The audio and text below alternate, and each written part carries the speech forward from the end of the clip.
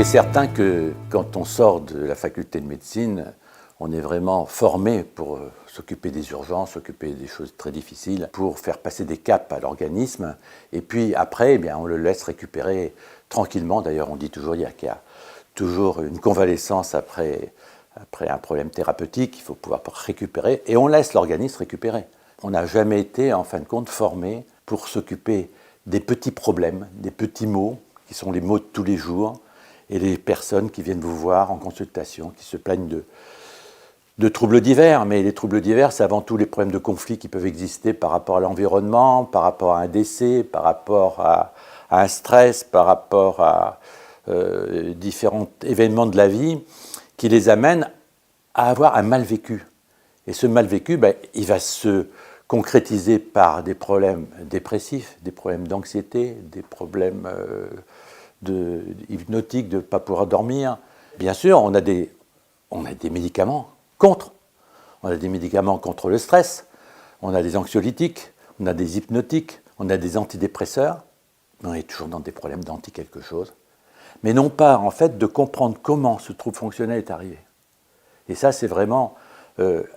c'est une faille de la médecine. La plupart du temps, les personnes que l'on va avoir, eh bien, ils n'ont aucun trouble physique, décélable, ni biologique.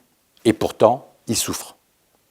Donc, devant ce désarroi, en tant que médecin, il faut essayer de comprendre quelle est en fait cette perturbation dans l'organisme, une autorégulation cellulaire qui, en fin de compte, devrait permettre à chacun d'être non pas en bonne santé, mais au mieux de leur être, de pouvoir se projeter, d'être présent à soi-même. Or, être présent à soi-même, dans une orientation dans l'espace, bien ancrée dans son corps, avec une représentation spatiale de son corps parfaite, eh bien, c'est une perturbation de certains courants vitaux qui peuvent exister dans le corps et qui n'arrivent plus à s'autoréguler. Eh bien, en fait, c'était toute ma recherche, c'était comment rétablir cette autorégulation cellulaire dans l'organisme.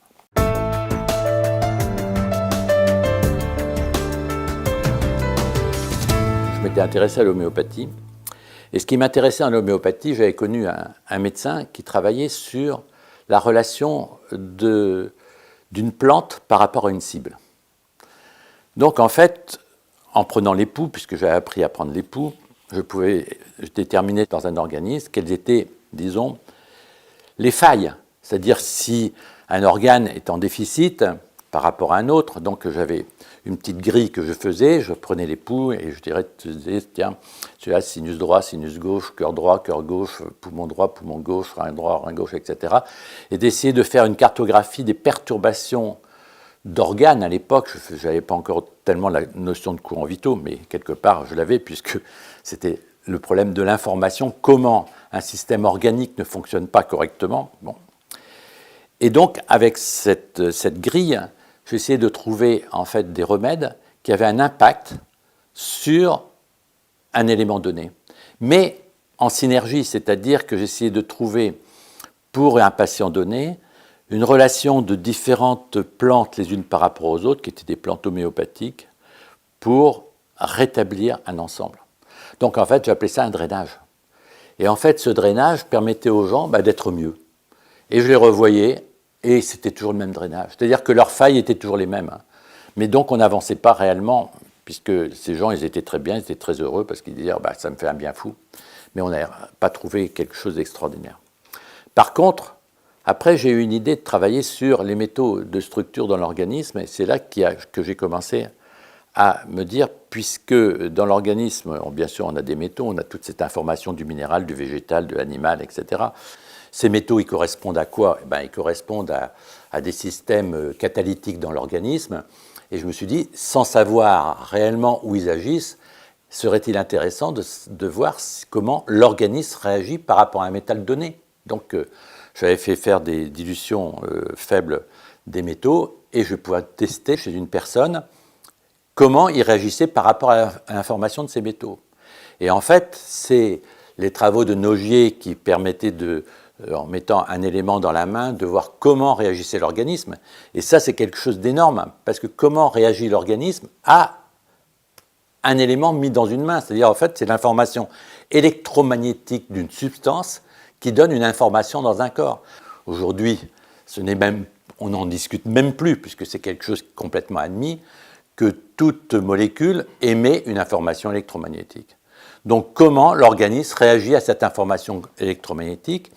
Existe-t-il une cible et auquel cas cette information électromagnétique peut lui apporter quelque chose, ou au contraire, n'est pas en harmonie avec son organisme et peut induire un processus. D'ailleurs, c'est tout le problème de toutes les thérapeutiques. Une thérapeutique, elle est bonne si elle a une cible. Donc, vous avez une thérapeutique, vous avez une action par rapport à la cible. Cette action est toujours valable, et à un moment, la cible tombe et vous induisez un processus. Et ça, c'est fondamental. Donc, lorsqu'on est dans une action thérapeutique, eh bien, malheureusement, votre action thérapeutique, elle n'est valable que lorsqu'il y a une cible. Donc, vous allez par exemple utiliser des oligométaux par rapport à une cible. Cet oligométal, il est très bon, ok, il est très bien. Et à un moment, eh bien, la cible tombe et vous induisez un processus. Donc, en fait, c'était tout le travail que j'ai fait par rapport à des oligométaux d'une façon thérapeutique, qui avait une cible sur l'organisme. Et donc, je combinais des oligométaux pour faire tomber ces cibles. Donc, le problème, il était quand même un petit peu difficile parce que c'était une action thérapeutique. Donc, au bout d'un certain temps, eh bien, vous aviez une perturbation de cette information. Et je me souviens d'ailleurs une fois, un patient que j'avais eu, donc j'avais tous ces tests de métaux dans mon cabinet, et il revient quelques jours après, furieux, en me disant « Vous m'avez donné un truc, c'est une catastrophe, je ne suis pas bien du tout, etc. » Alors, quand vous avez votre salle d'attente un petit peu pleine, vous n'êtes pas à l'aise. Hein. Bon.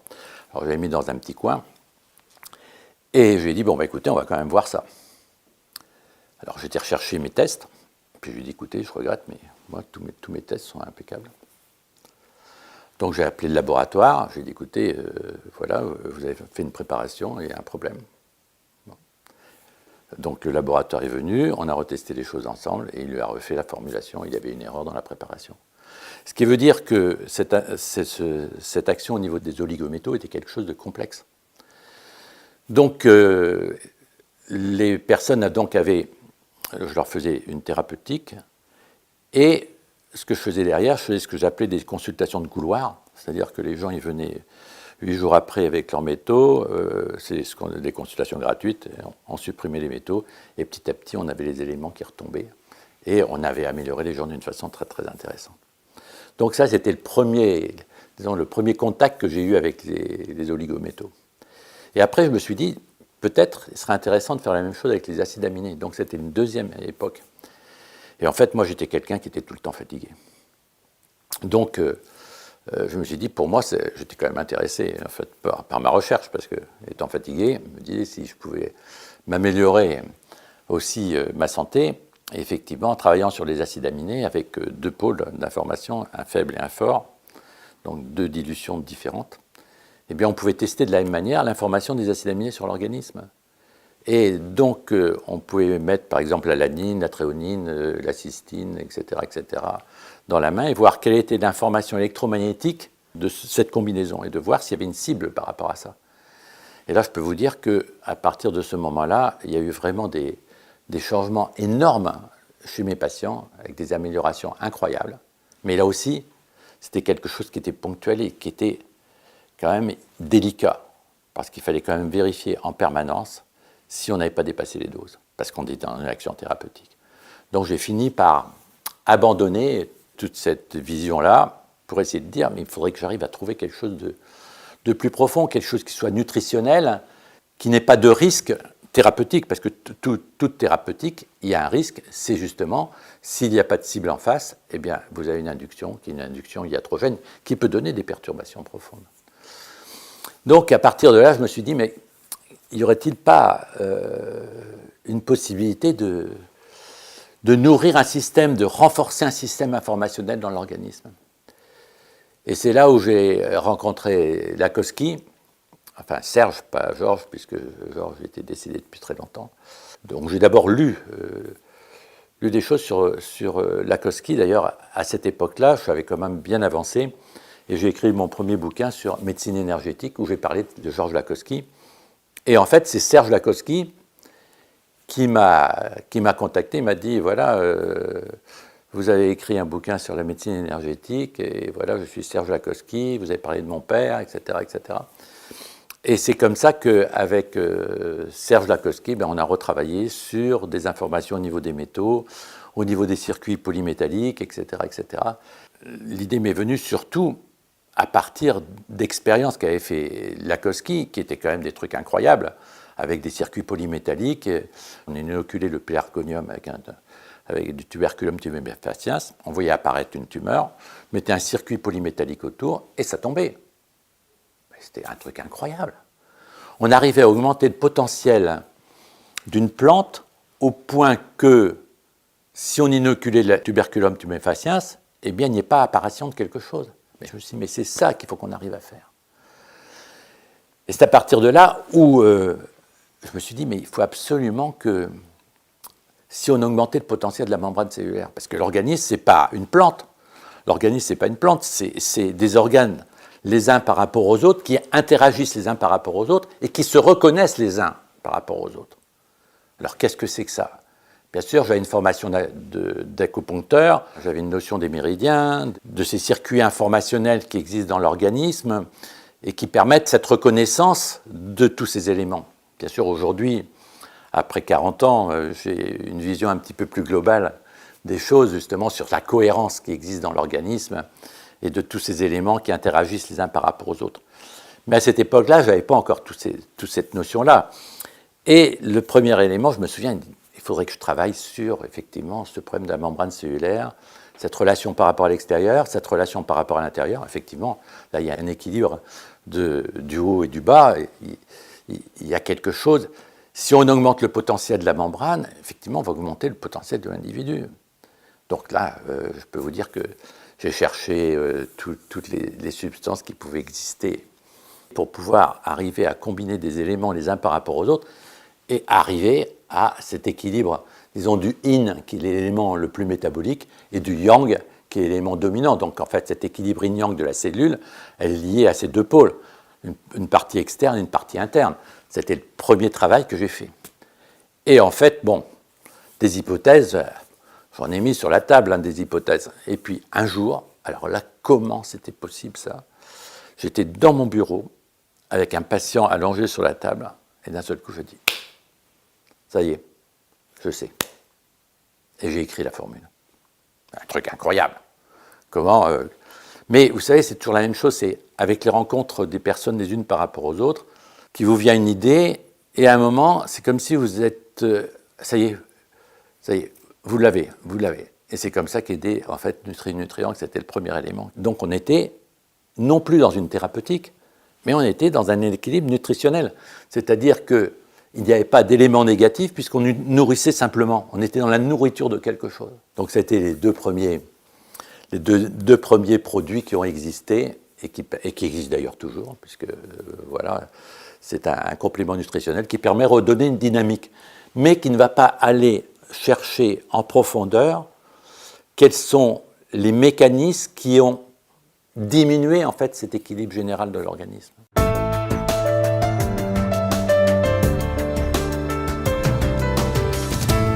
Ayant travaillé depuis des années en acupuncture, sur les différents méridiens, etc., j'avais une notion beaucoup plus profonde de ce que pouvait être l'information et ce que pouvaient être en fait les courants vitaux des organes. Or, ces courants vitaux des organes, c'est comme, on pourrait dire, c'est comme une interface entre l'organe et la commande. C'est comme si c'était le tableau de bord d'une automobile qui a une action sur quelque chose. C'est-à-dire, ce n'est pas le carburateur, ce n'est pas l'organe embrayage, mais c'est la commande de l'embrayage, la commande de l'organe. Donc, si vous augmentez la commande de quelque chose, vous augmentez un potentiel, mais vous n'avez pas une action directement sur l'organe. Eh bien, c'est cette recherche sur les métaux et sur surtout la synergie des éléments les uns par rapport aux autres. Et c'est ça qui était la grosse découverte, c'est de trouver que les métaux, les uns à côté des autres, ils ont une action, mais que là, c'est une synergie des éléments les uns par rapport aux autres dans des rapports donnés. C'est un peu comme si vous voulez rajouter par exemple du zinc que l'on va retrouver par exemple dans une pomme, du cuivre qu'on va retrouver dans d'autres plantes. Mais ce n'est pas ça qui est important, c'est la quantité d'un élément par rapport à un autre, parce que vous avez l'information de l'élément. Mais suivant la manière dont vous le combinez avec l'autre, avec des quantités différentes, même si c'est des quantités très faibles, puisqu'on va utiliser au niveau du zinc des quantités qui sont même inférieures à celles qui existent par exemple dans une pomme, mais c'est ce rapport des éléments les uns par rapport aux autres qui va donner une information électromagnétique qui correspond au courant vital de l'organe donné. Et c'est ça, cette découverte qui a été faite. Pour moi, c'est quelque chose d'incroyable parce que, à un moment donné, vous êtes en train de chercher sur quelque chose. En ayant, quelque part, en vous, cette information que vous cherchez à établir. Donc, quelque part, le code informationnel, vous l'avez, il existe en chacun de nous. La preuve en est, c'est que lorsque vous utilisez un courant vital en nutriponcture qu'on a nommé maintenant avec des numéros, par exemple un 0,3 ou un 0,1 ou peu importe, bien, l'organisme réagit à cette information parce qu'elle existe en lui. Moi, j'ai peut-être été un des premiers à trouver en moi cette information électromagnétique d'un courant vital, par exemple du foie, d'un rein, et de dire mais comment l'exprimer? Parce qu'en fait cette recherche c'est de dire voilà, ça y est, voilà, je sais ce que je vais exprimer. Alors, comment combiner des éléments les uns par rapport aux autres pour pouvoir exprimer ce courant vital dans le corps? Aujourd'hui, on sait très bien que dans le corps, eh bien, on a un corps qui est un corps physique, mais qu'en fait, qu'est-ce qui va toucher le corps physique? Eh bien, c'est toutes les interactions qui existent autour. Donc, c'est toutes les commandes informationnelles de stress, de ceci, etc., qui sont des énergies quelque part faibles, qu'on ne peut pas quantifier, qui vont agir sur l'organisme.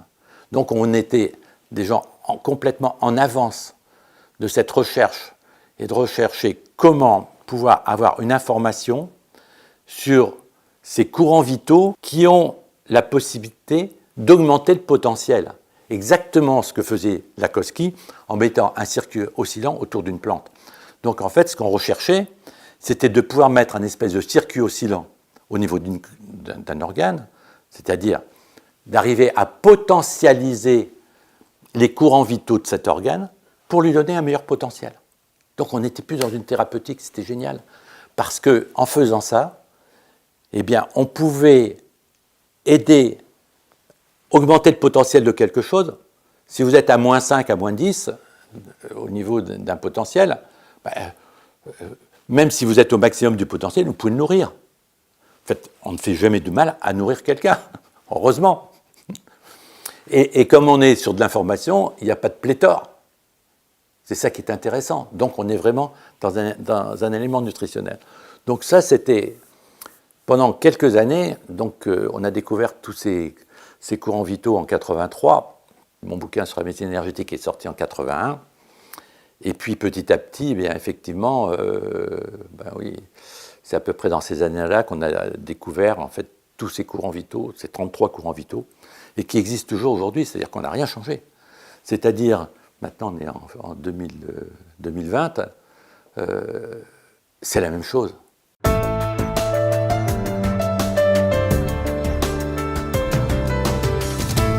Donc, on avait cette notion de stimuler les courants vitaux de différents organes qui étaient un peu en insuffisance les uns par rapport aux autres, simplement eh bien, en se servant d'un régulateur nutritionnel général comme Nutri-Nutriang, et puis en rajoutant les courants vitaux qui étaient un peu perturbés pour essayer de les stimuler. Mais on n'avait encore rien compris sur le problème de la mémoire cellulaire. C'est-à-dire que, et on n'avait même pas l'idée, on avait tout là devant nous, on avait tous les outils pour pouvoir s'en servir, et on ne savait pas s'en servir. Et puis à un moment, en fait, donc ça durait ça depuis 83 jusqu'à 92, on a utilisé cette possibilité de stimuler l'organisme. Mais on n'avait pas compris encore que l'organisme était toujours obligé de le stimuler dans un domaine donné, c'est qu'il y avait peut-être des failles dans l'organisme. Et ça, c'était toute cette recherche qui continue toujours aujourd'hui, parce que ce n'est pas fini, qui correspond à l'information cellulaire. Et ça, c'est énorme. Parce qu'aujourd'hui, on peut dire, en 2020, que je ne savais pas en sortant de la fac de médecine, c'est que c'est toutes ces mémoires qui induisent des problèmes fonctionnels. Aller traiter les troubles fonctionnels contre, c'est pas ça. C'est rétablir les informations qui induisent le processus fonctionnel. Eh bien là, aujourd'hui, on a commencé à comprendre quelles sont les informations et quelles sont cette évolution qui existe dans le corps depuis la fécondation jusqu'à la période adulte, avec toutes les étapes, qui sont des étapes qui doivent se mettre en route les unes par rapport aux autres, et que ces étapes, il peut y avoir des désordres, un stress qui arrive à un moment donné, qui va perturber toute une information qui va se répercuter dans le temps. Bien ça, c'est toute cette recherche d'aujourd'hui. Lorsqu'on écoute un patient, bien on voit ce qui se passe, c'est-à-dire on l'écoute réellement, d'abord parce qu'on a appris à écouter, parce que moi à la fac, je n'ai pas appris à écouter. Après, adresse, numéro de téléphone, machin, qu'est-ce qui vous est arrivé, je note, vous voyez, comme un journaliste, ok, ce sont des faits. Mais les faits ne veulent pas dire ce que vit le patient par rapport à un fait, ce que vit la personne, homme ou femme, par rapport à ce fait. Mais aujourd'hui, on n'a pas appris à écouter. Mais pourtant, dans le domaine public, tout le monde connaît. Dire « Ah, j'ai téléphoné à un tel, oh, il avait une petite voix. » Tout le monde connaît ça. Il a une petite voix. Ça veut dire qu'il ne peut pas s'exprimer correctement par rapport à lui-même. Avouez que c'est quand même un truc incroyable. Eh bien, c'est ça qu'on n'avait pas appris en médecine, à écouter la personne qui s'exprime par rapport à elle-même. Elle-même, ça veut dire qu'elle a une identité, qu'elle a une expression qui est la sienne, et que lorsqu'il y a un trouble fonctionnel, eh bien, elle a décroché par rapport à sa réalité profonde. Elle a décroché comment? En ayant perdu son identité. Ça veut dire quoi, ça? Ça veut dire qu'elle s'est mise en relation avec quelqu'un qui a un stress, elle fonctionne à la place de l'autre. Elle rentre dans le conflit par rapport à l'autre, elle se met à la place de l'autre dans le conflit. Mais attendez, c'est un truc incroyable. Comment c'est possible? Dans ce rapport d'une personne par rapport à une autre, elle a perdu son goût, elle a perdu sa vision, elle a perdu sa manière d'exister, son odorat, elle s'est mise à la place de l'autre. Mais vous savez, l'histoire du goût, tout le monde connaît, hein. Quand vous avez un enfant qui ne veut pas manger, qu'est-ce qu'on fait? Une cuillerée pour papa, une cuillerée pour maman, une cuillerée pour la toncle Ernest. Mais pour lui, on n'y pense jamais. Mais c'est incroyable. Et pour toi? Ah non. Mais qu'on n'est plus dans son goût, pensez qu'on va être mieux dans le goût de quelqu'un d'autre? Mais c'est un non-sens. Cette réalité de l'individu, elle est importante. Cette notion d'exister par rapport à soi-même. Et comment on existe par rapport à soi-même? À la naissance, vos parents, c'est un garçon, c'est une fille, c'est une réalité. Et puis on le nomme. Et il va entendre ce nom, il va adopter ce nom qu'on lui donne. Donc il va avoir une réalité profonde. D'abord, il va avoir aussi une réalité profonde de la manière dont ses parents le prononcent. Parce que dans certains cas, il y a des conflits qui existent déjà à la naissance, dans un enfant qui n'est pas reconnu pas parce que ses parents ne veulent pas le reconnaître, mais parce que quelquefois, il y a des problèmes informationnels qui font que les parents ne peuvent pas le reconnaître. Et aujourd'hui, on sait pourquoi nous. Ce sont des stress qui arrivent à un moment donné de la vie, au niveau de la mère en particulier. Il suffit de le rétablir. Et tout change. C'est-à-dire cette communication par rapport à l'enfant va changer, et ça va changer toute sa vie. Tous ces éléments-là sont des éléments informationnels qu'aujourd'hui, ils sont complètement codés et connus en nutripuncture. Mais la première chose à faire, et que l'on a appris, c'est apprendre à écouter l'autre. Et écouter, c'est d'abord de ne plus avoir peur par rapport à soi-même, parce qu'en fait, la plupart du temps, le premier élément qui est perturbé dans notre existence, c'est notre existence même, c'est-à-dire sortir de ces peurs profondes Et ces peurs profondes, ça correspond à une communication très importante qui est par rapport à notre origine. Donc tous ces éléments-là, il faut pouvoir les retrouver les uns par rapport aux autres. Et c'est ça, en fait, cette découverte fondamentale de la nutripuncture aujourd'hui permet de toucher les informations qui ont été perturbées, et ces informations correspondent à des champs informationnels qu'il faut pouvoir rétablir. Et c'est cette connaissance des champs informationnels qui ne sont plus en fait une stimulation d'un organe ou autre chose, mais qui correspond à un langage du corps. Et ce langage du corps, il est fait d'une information, d'un langage qui s'écrit avec des lettres, c'est-à-dire avec des courants vitaux particuliers, mis dans un ordre particulier, qui va donner une information. Voilà. En fait, voilà un petit peu le cheminement où j'en suis aujourd'hui de cette recherche.